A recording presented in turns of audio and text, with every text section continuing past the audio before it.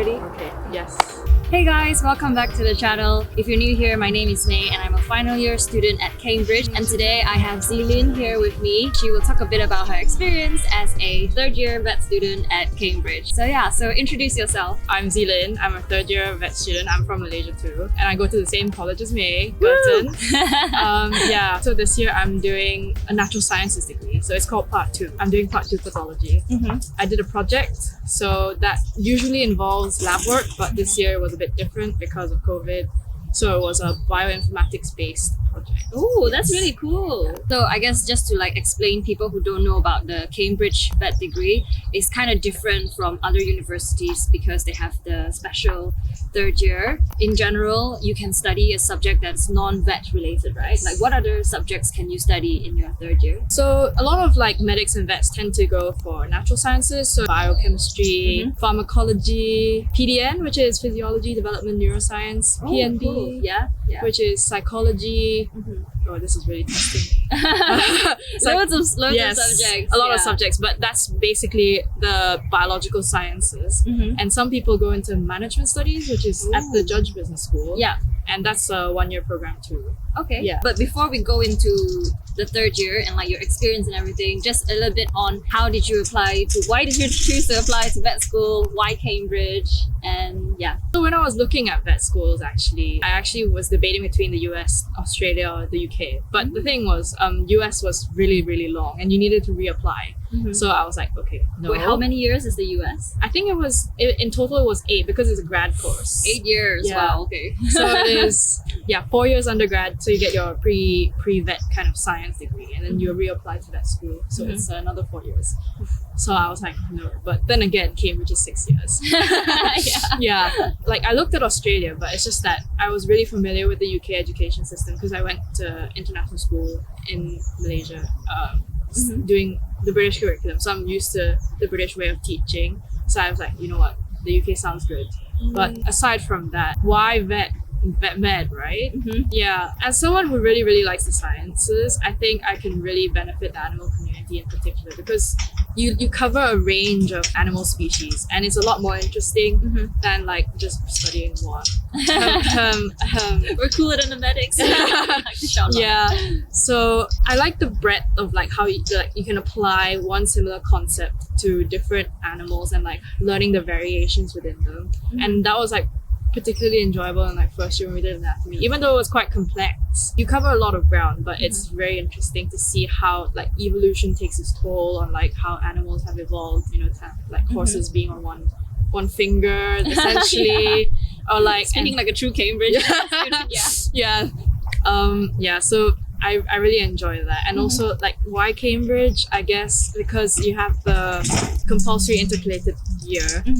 It gives me the opportunity to find out what I'm particularly interested in. So the fact that everyone does it and you get a year break from vet med could inspire you to go into more scientific related stuff. So that was why I chose Cambridge. I agree, and it's kind of like a safe degree as well because in case you go 3 years into the degree and you're like, maybe I don't want to be a vet anymore, at least you graduate with a science degree and then you can go from there. So why did you choose to apply to Girton? Girton basically, as May probably would have highlighted already in her videos, it's a really, really nice college, really out of town. But the thing that really drew me to Girton was because we have the largest vet cohort out of all of the other colleges. So you make more friends and you get to know more people and you bounce off. And since we do supervisions on a weekly basis, you do you can bounce off different people a lot more, generate better ideas and see how people think and how we approach different questions. How many people do you have in your year in general for Girton? In my year, there are 8 of us. 8 of you? Yeah, including myself. Yeah. Nice. Compared to 1 or 2 or maybe 4 in other colleges, right? So when you join uni in first year, you automatically have 8 friends. Yes, that stick with you for the 6 years. Yeah. And also, I think this is not really spoken a lot about, but I generally think our vet dosses and guidance staff are really, really good. So what is a DOS for people who don't know what a DOS is? A DOS stands for Director of Studies. So they're basically in charge of your overall academic welfare. Welfare. So they're responsible for looking at where you need to improve, what you're good at, and like getting constant feedback. And it's really interesting because the vet dosses in Girton covers a lot of ground within the veterinary department as well. Yeah. And some of them supervise you, and it's quite interesting to work with them on a more personal level. Yeah, and you get to know them better. They're more than your supervisor, I'd say. They Yeah. become your friends, or like they become your mentors as well. So I really like that as well. Shout out to Ellie Po. She's my dosses, yeah. Oh, she's your Yeah. boss. Oh, Yeah. she's my boss too. Yeah, Wow. she's so nice. Yes. When you applied to vet school, did you have to do like interviews and extra tests to get into Cambridge? October 2017, I applied on UCAS. That was the first year they introduced the Natural Sciences Admissions Assessment. Before that, it was the BMAT. So my year, they did the NSAA, they shortened it to, and it was similar to a BMAT in that you did multiple choice questions Okay. related to sciences. When I did it, I think I did the biology and the chemistry section in addition to the compulsory math section. One was the multiple choice paper, and the second one was a longer answer paper. It was still quite directed question. It wasn't essays, it was just longer responses to it. Like a few sentences. Yeah, yeah. And how did you prepare for this? Were you doing this alongside your A-level exams? No, so I did A-levels in the summer. Okay. To prepare for that, I think BMAT questions were really helpful at the time. Oh, to prepare for the NSAA. Yeah, you for used the multiple choice sections. Okay. Because it's similar format. But at that time, I think calculators weren't approved for maths. So you need to work on your mental maths. Other than that, since I did A-level, the way it's structured or like it's very applicable to the A-level syllabus. Okay. So it wasn't too much of a challenge. Okay. Yeah, it's not too So still different. very easy. Yeah. Is it easy? Yeah. Well, I wouldn't say easy, Yeah. but it's not too different to prepare Okay. for. Any extra tips and advice for applying to Cambridge or vet school in general? I think just be aware of the deadlines because like I think in your case it was a bit different. You did the COPA, which Yeah. stands for the Cambridge Online Preliminary Assessment. Yep. Yeah. Because you were interviewed overseas, but I was interviewed in the UK. Okay. So you needed to fill out the SAQ, which stands for the Supplementary Questionnaire. I can't remember what the A stands for, It's but fine. Supplementary Questionnaire that comes after the 15th of October. Okay. I think to be sure, check the deadlines on the website, but it's usually a week after the UCAS application deadline that's due. Okay. And it's just to fill it out properly and make sure you get all the dates and stuff sorted. Yeah, I remember the vet school application was very daunting because there's so many forms and deadlines Yeah. and stuff to do. So yeah. Yeah. For certain unis, they require EMS like for a specific amount of time. So just make sure you're familiar with that and try to organize it within your means. But I think when I was told, the unis actually try to accommodate as much as possible. But I know certain universities actually take it quite seriously and they that's like one of their first criteria when judging. So Yeah. you wouldn't want to like miss out on the first step. Yeah. So just make sure you know what each uni requires as well as the grades you require. Yeah. Yeah. Okay, so now we're gonna talk a little bit about Sze Lynn third year at Cambridge because it's like a special, different third year compared to other universities. So yeah, share your experience. How did you feel this year? Like given COVID and everything, Yeah. it must be quite challenging. As I've mentioned, I did I did part 2 pathology. So but pathology is the study of disease. And this year, since it's COVID, lectures were online. This course usually doesn't have a specific practical session, but because if I chose the projects, usually that's lab-based. So that counts as like a practical Yeah. aspect. But obviously that couldn't happen because of COVID. So it was replaced with a bioinformatics-based project. Okay, what is bioinformatics? So bioinformatics is like using web-based tools to like find out about stuff in very general terms. But I think I'll just go into detail with my project. Okay. But before that, since I did part 2 pathology, I had to choose 2 modules out of like the 5 available options: epidemiology, immunology, virology, microbiology, and parasitology, cancer and genetic disease. So the 2 modules I chose were cancer and genetic disease and microbiology and parasitology. Out of the 2, if you choose a project, you get put into one of these 2 options that you chose. So I got allocated to microbiology and parasitology option. So my project involved investigating the genomes of malarial parasites. Cool. So using web-based genome databases, I found out about specific unknown genes in 3 main malarial parasites. One actually, funnily enough, is native to Malaysia. Oh, really? Yeah, Cool. it's a zoonotic parasite Yeah. that infects mainly monkeys. Okay. And it's found in Sabah and Sarawak. Oh, I see. Yeah. Whoa, that's Yeah, so cool. that one hit home quite a bit. But other than that, like looking at these 3 parasite strains, I needed to target them with some genome editing tools. Yeah. So this was all designed online, and in scientific terms, this is known as in silico. What's that? In silico. In silico. Yeah. Okay, I Yeah. did not know that.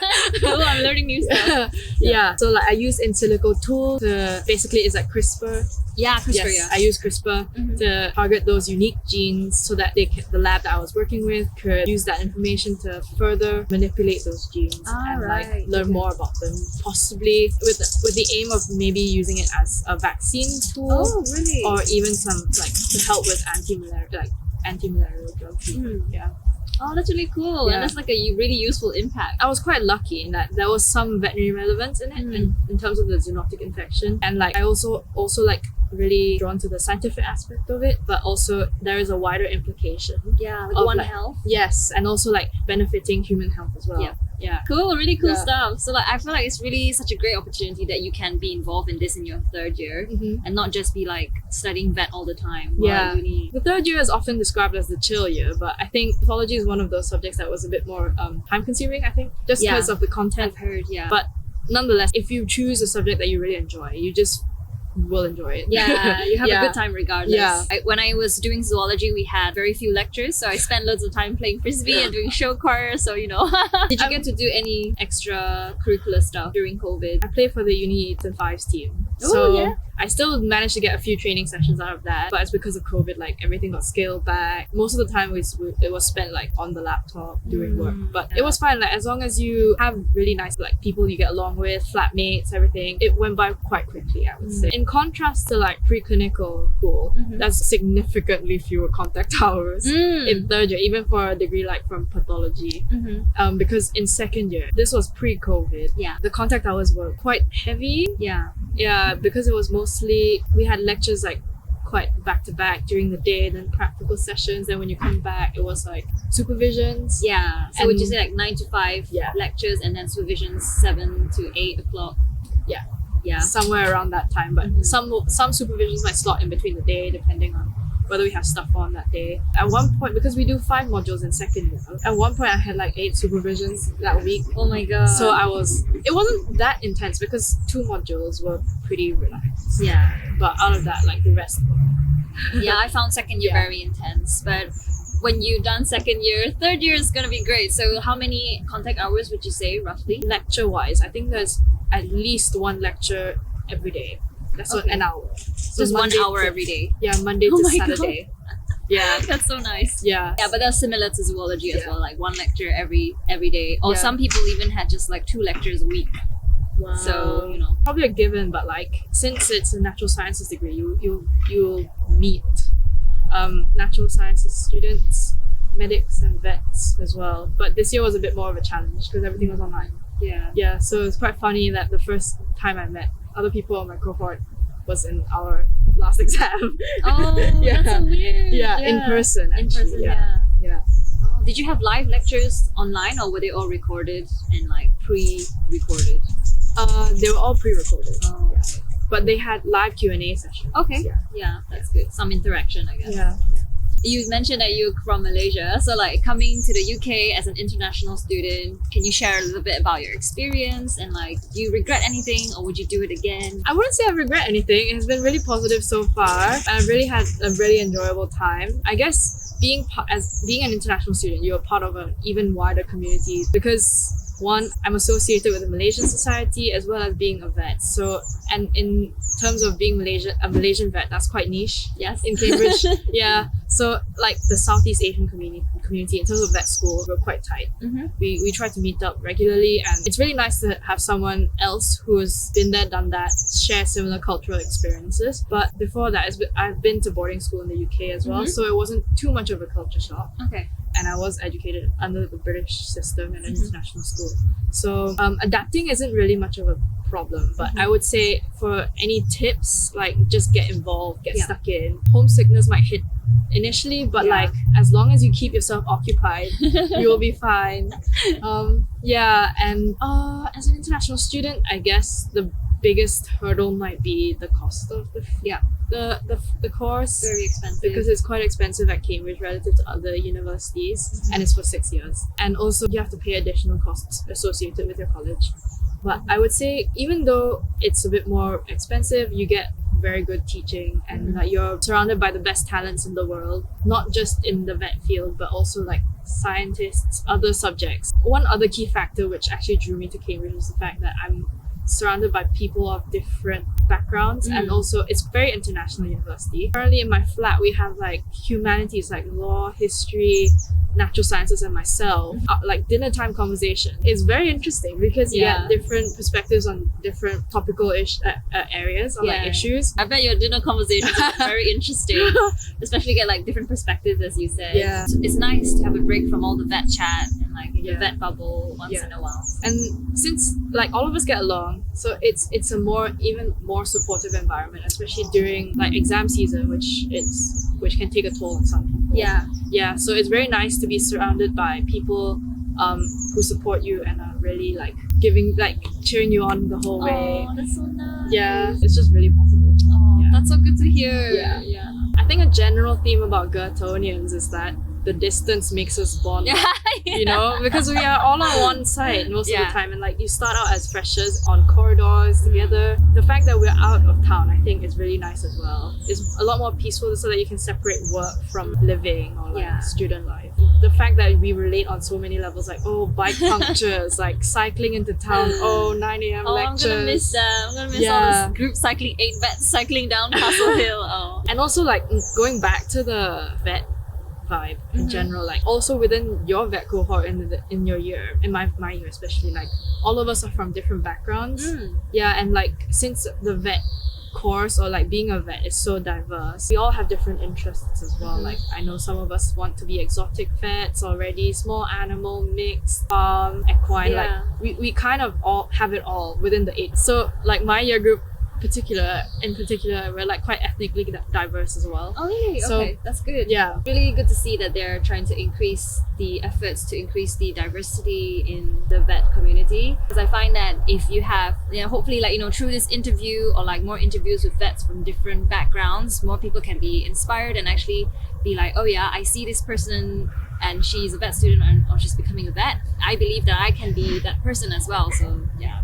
So thanks for doing this interview with us. Okay, so I think that's pretty much all the questions I have for you. So to wrap things up, do you want to share with us your career aspirations or any societies you think people should definitely try out in Cambridge? Career aspirations, obviously it's a very definitive thing to say it now. It might change in the future, but I'm leaning towards small animal vets. You have 3 more years. Yes, I do. She has 3 more years to go in vet school. So I have 3 more years to decide, but it's mainly because I've grown up like living in the city, been around small animals a lot more, so I'm more familiar with it. But yeah, I'm keeping my options open, so that's good. I think we've covered it all so far through the interview. And it's really nice to see someone like May and to look up to someone like May because we share a similar cultural background, and she's 3 years older than me in the same college. So it's really nice to discuss things like what happens throughout, like as you progress through the years, and like what to look out for, and like basically like if you're in vet school, talk to people in the year above you, as well as give advice to the year below you, so that we help each other out. Because we're all in the same boat. Ultimately we just want to achieve the same goal, which is to be a vet. So cool. Right, so thank you so much for watching and stay tuned for more videos. Bye. Cool. Let's see. It's so hard to film. But that was This really is like good, outtakes. This is outtakes. This wasn't recording.